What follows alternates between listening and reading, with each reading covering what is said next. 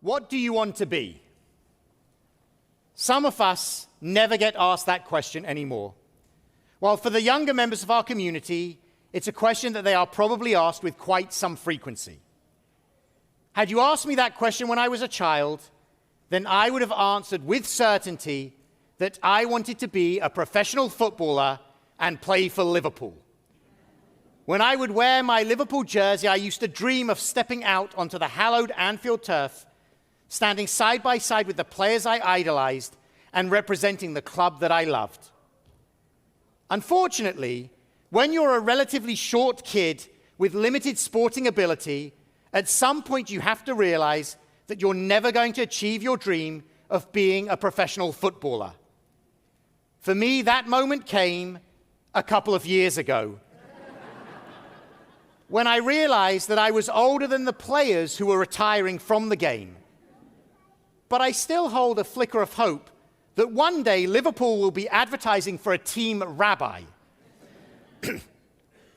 The problem with the question of what do you want to be is that we don't really mean it. What we're really asking is, what do you want to do? The answers we're looking for are about the careers and professions that our children will pursue. We're not asking the all-important question about being. What do you want to be? This should be a question about the type of person we aspire to be, the values we hope will guide our lives, and the feelings that will define us. It's also a question that shouldn't be reserved for the young, because our sense of being is a lifelong pursuit. So today, I want everyone, regardless of age, to consider the question, what do you want to be? And you're not allowed to answer with a job or profession. In a quote attributed to John Lennon, which he probably never said, we read, "When I was 5 years old, my mum always told me that happiness was the key to life. When I went to school, they asked me what I wanted to be when I grew up. I wrote down happy. They told me I didn't understand the assignment, and I told them they didn't understand life." Now, I would argue that John, or whomever this happened to, did in fact understand the assignment, but I would dig deeper. In their book, The Good Life, Robert Waldinger and Mark Schultz caution that people often approach happiness as though it is something to achieve, a destination you will reach after overcoming all of the obstacles in your way. But of course, it doesn't work that way. Aristotle gave us the term eudaimonia, which refers to a state of deep well-being in which a person feels that their life has meaning and purpose. Psychologists like to use terms such as well-being, wellness, thriving, and flourishing to describe this type of happiness. This is what the Founding Fathers meant when they wrote life, liberty, and the pursuit of happiness. And in Judaism, we have it as well. Etz chaim hi lamachazikim ba v'tomecha meushar. It's a tree of life to those who hold fast to it, and all of its supporters are happy. Ashrei ha'am she'Adonai Elohav. Happy are those whose God is Adonai. Our connections to Torah and God give us the tools to live a good life, a life of meaning and purpose, a life in which we can thrive and flourish. It might surprise you, but according to the rabbis of the Talmud, Yom Kippur is supposed to be the happiest day in our calendar. This might not be the way you're feeling as you sit through my sermon. But on this day, when we come closer to God than at any other time in the year, when our sins are forgiven and when we have the opportunity for a new beginning, this is a day of ultimate meaning and purpose. The mood of Ne'ilah, the service which concludes the day, is intended to be upbeat and, dare I say it, jolly. Today provides us with an opportunity to reconsider the question of what we want to be, with the gift of a new year filled with opportunity and potential stretching before us. Judaism offers many pathways to living a life of meaning, and I want to focus on 3 of them that we can all engage with immediately: presence, gratitude, and kindness. Hineni, I am here. Whenever we read this word in the Torah, we know that an important moment is beginning. God calls to Abraham, he responds, Hineni. God calls to Moses, Hineni again. The word simply means I am here, but its meaning is so much more. Hineni denotes being truly present in the moment. You're not thinking about what's coming next. You're not scanning the room for the next person. You're not glancing at your phone screen. When we say Hineni, it is a statement that we are truly present in the moment in which we are currently living. It's an easy word to say. It's a much harder word to live. To truly be present. Technology prevents us from living a life in which we are truly present. I walk around with my phone in my hand, frequently distracted from conversations, parenting, or a variety of other tasks by the buzzing and beeping. But rarely do these interruptions bring me any happiness. And even without technology, we're also not truly present because we are so focused on the future. Dr. Tal Ben-Shachar is credited with coining the term the arrival fallacy. This is the illusion that once we make it, once we attain our goal or reach our destination, we will reach lasting happiness. We aspire to more and look forward to what's next. But this rarely brings joy or satisfaction, and it prevents us from appreciating the here and now, the joy of this current moment. The story is told of a businessman who saw a fisherman rowing a small boat to shore, having caught a number of big fish. The businessman was impressed and asked him how long he had been out for, to which the fisherman replied, "Just a short while." He continued, "So why don't you stay out longer to catch more?" To which the fisherman said, "This is enough to feed my family. I will now go home to play with my kids, have dinner with my wife, and then see friends in my village." The businessman, growing excited, said, "I could help you become so much more successful. With my business knowledge, we could grow your yield so that you could make more money and eventually have a fleet of boats. We could grow this into a huge business." "And what would happen then?" asked the fisherman. "Then you could live like a king, and eventually when the company was big enough, you could sell it for millions." "And what then?" asked the fisherman. Then the businessman said, "You could retire, live in a nice coastal fishing village, spend time with your children, have dinner with your wife, and enjoy evenings with your friends." Judaism is a religion that is concerned with the here and now. We don't forget where we've been, and we are aware of where we are going, but we are called to be Hineni, to be present in this moment, grateful for whom we are with and what we have right now. In Pirkei Avot, the ethics of our ancestors, we read, "Who is rich? The one who is happy with their portion." It's not about a specific amount. It's about gratitude for what we have, which leads us to another Jewish ingredient for a good life, hakarat hatov, appreciating the good. I could stand up here and complain about things in my life, the mess that still has to be cleaned up in our playroom, the mountain of laundry that we still need to fold, or the piles of stuff that keep accumulating on counters in the kitchen. But with a slight shift in focus, these annoyances are actually reminders of the family that I love, the beautiful home we are building together, and the fact that we are in the privileged position to have sufficient toys, clothes, and all of the stuff that fills our lives. Judaism challenges us to make that shift in focus through brachot, through blessings. As part of the morning liturgy, we recite a series of blessings for the most mundane of things: putting on clothes, washing our faces, leaving the house. These are elements of our daily routine that we could easily take for granted. But Judaism challenges us to see each moment as an opportunity for gratitude and praise. The section of the liturgy is actually called the Nisim B'chol Yom, the blessings for life's daily miracles. We shift focus and we see the mundane as miraculous, as something for which we should be grateful. And it doesn't end in the morning, as we're required to recite 100 blessings every single day. We need to find 100 moments throughout the day for gratitude and blessing. Further, it is suggested that we should not stop at feeling gratitude, but that we should also share our gratitude with others.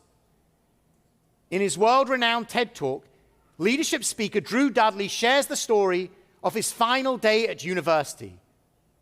On that day, a girl he didn't recognize came up to him and said, "I remember the first time I met you." And she went on to describe the encounter. It was her first day of school, and she was petrified and ready to leave.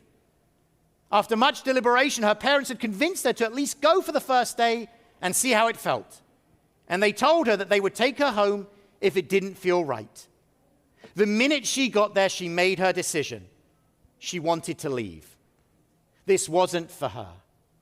As she was standing in line, building up the courage to tell her parents she wanted to quit, a fellow student, Drew, emerged from the student union building wearing a ridiculous hat and holding a bucket full of lollipops. He stopped beside her, gave her a long and what she would later describe as creepy look, and then gave a lollipop to the guy next to her and said, "You need to give a lollipop to this beautiful woman next to you." So embarrassed that he couldn't make eye contact, the student extended his hand to give her the lollipop.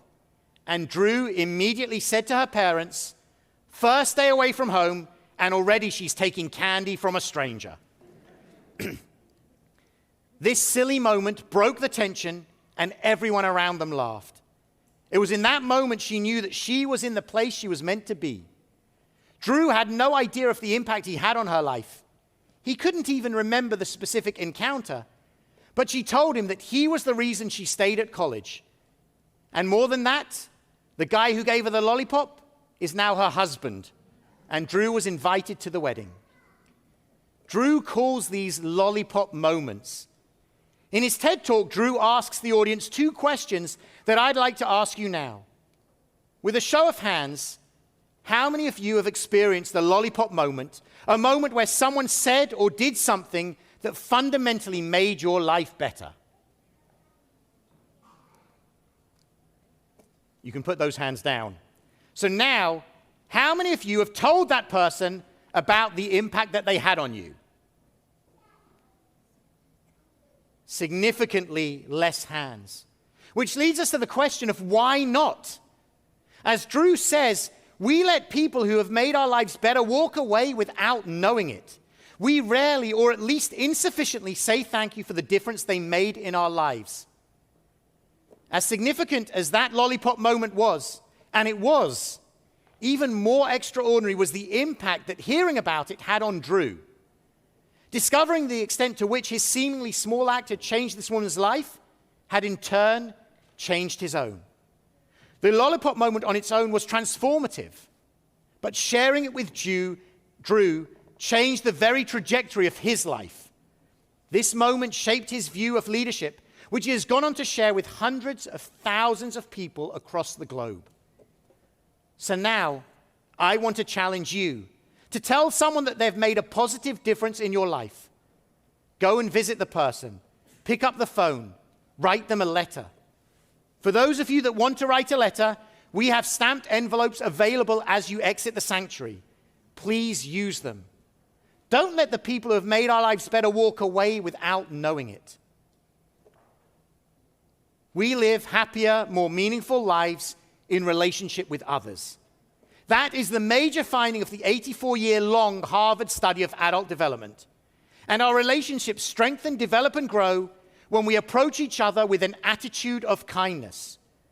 According to the prophet Hosea, God would rather that we live lives of chesed, kindness, than bring sacrifices. And our brains are wired for this. The warm feeling of well-being we get from an act of kindness comes from the neural circuits that are activated in the brain. Kindness is good for the giver, receiver, and also those who witness it. A few months ago, we were out for dinner with friends, and our daughter Gabby had finished eating and decided to wander off. We were not impressed. When we found her, she was sitting in the restaurant foyer with a toddler and his mother. We insisted she return to the table, which she did for about 3 minutes before she disappeared back to the baby. As we picked her up on the way out, she waved at the baby, who was clearly enamored with her, and we thought nothing more of it. Later that evening, Nicole's phone buzzed with a Facebook notification from the local mums group. Now, if you're in one of those groups, you know that's not always a good thing. But as she read the message, a smile spread across her face. A woman was looking to thank the mum of a girl called Gabby who had entertained and occupied her fussy and overtired toddler. The intervention had allowed them to eventually get him into a high chair so that they could enjoy their dinner. Our earlier annoyance shifted to pride. Gabby hadn't been seeking out an act of kindness. She was looking for something more interesting than her parents, and she loves playing with babies. But her actions rippled to that family, then to us, and then to hundreds of mums in a Facebook group. The group, which, like so much of social media, can so often turn into a place of negativity, became a light of positivity for people. Yes, it was kind of Gabby to play with the baby, but it was equally, if not even more kind, to share that gratitude publicly as the mum did. Acts of kindness include naming it and sharing it with others. Kindness doesn't require big, elaborate gestures. It can be the smallest of acts that improve someone's day and make a difference. And you never know how far that act and that impact will spread. And as an aside, Gabby is available for all of your baby care needs and will be handing out her business card at the end of services.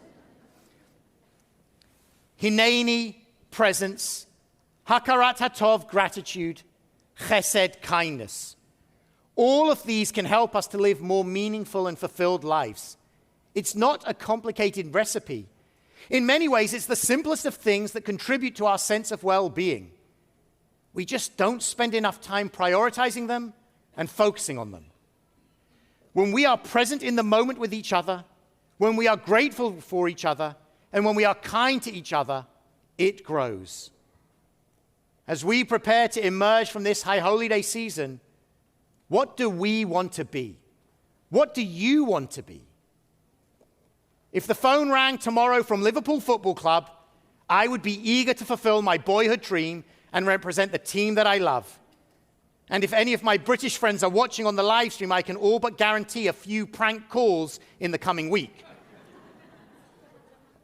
But in truth, the phone is not going to ring, and that's all right, because playing soccer was really like any other job, and so many things we do in life, a means to an end. I don't need to be a professional footballer to be happy. Being your rabbi, being a member of this TST team, being Nicole's husband, being Gabby and Benny's father, all of these roles bring me meaning, fulfillment, and joy.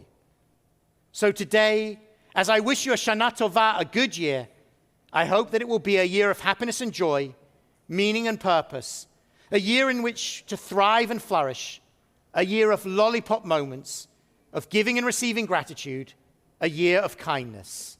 Amen.